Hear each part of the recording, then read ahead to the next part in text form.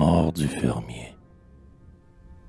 Il était mort, soudain, sur son champ, à midi, par le chemin passant derrière le village. À bras d'homme, on le porta chez lui. Son sarrau bleu lui voilait le visage.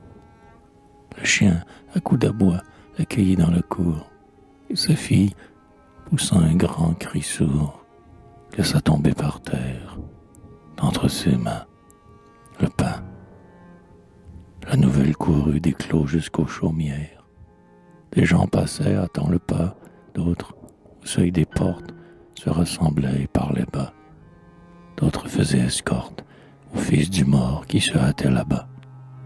Une servante vieille et tannée partit chercher la fille aînée qui habitait au loin.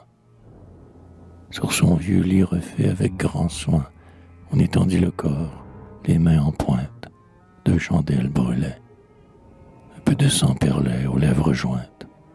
Bientôt fille et fils furent là, debout dans sa chambre, devant leur père.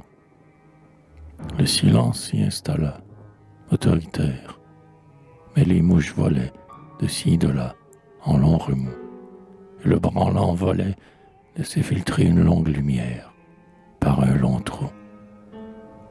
Et les femmes soudain sanglotèrent.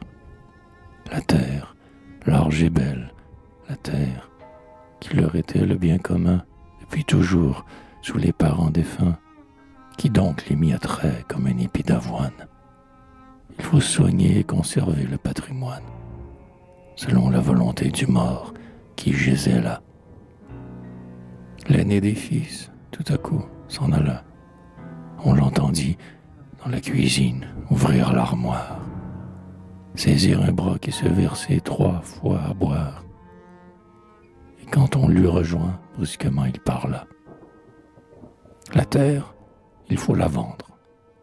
Et puisqu'il est celui qui seul la peut reprendre, grâce à son or, la terre, qu'il ait raison ou qu'il ait tort, sera dûment sa terre à lui. C'était d'ailleurs la volonté du père. L'autre fils dit, il faut que le bien reste entier, commun à tous, avec ses 24 bonniers, allant du chemin creux jusqu'à la ferme haute. Le vendre ou le couper serait là lourde faute. L'aîné haussa les épaules et ne répondit pas. Le désseur violemment saisit son bras.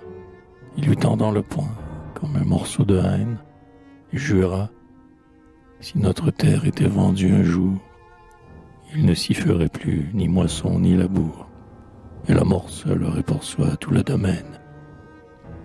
L'aîné, qui la savait sorcière, eut un sursaut, mais sa colère et sa rancune étant trop fortes, il fit un geste bref et lui montra la porte. Alors ce fut à qui lui crierait le plus haut qu'il était fourbe et ladre et doublement infâme. On lui reprochait tout, sa ruse et son argent. On lui jetait au front ce que disaient les gens de sa fille 2 fois mère et de sa femme dont le village entier avait connu le lit. Lui seul, depuis 20 ans, les avait tous salis. Les yeux luisaient, les poings serraient leur rage. Des coups brusques sonnaient sur la table de bois, et la maison tremblait du seuil jusqu'au toit, dans sa massée de hargne en ce funèbre orage. Oh, ce combat sinistre et rauque, à volets clos, dans le silence entier des campagnes massives, ceux qui passaient se regardaient au bord du clos, en surprenant soudain les haines convulsives qui se mordaient et se déchiraient là. Le charpentier survint pour prendre la mesure du mort chargeant le lit de sa vaste ossature.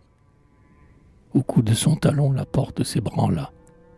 Un brusque arrêt barra le cours de la querelle. Les sœurs, prises de peur, se parlaient bas entre elles. Le charpentier cria son nom et l'on ouvrit. Son maître en main, il s'approcha du lit. Les chandelles s'étaient peu à peu consumées. La lame de lumière entrant par le volet fermé barrait le front du mort étrangement, et les thons et les mouches s'arrêtaient par moments pour boire aux 2 caillots de sang qui rougissaient sa bouche.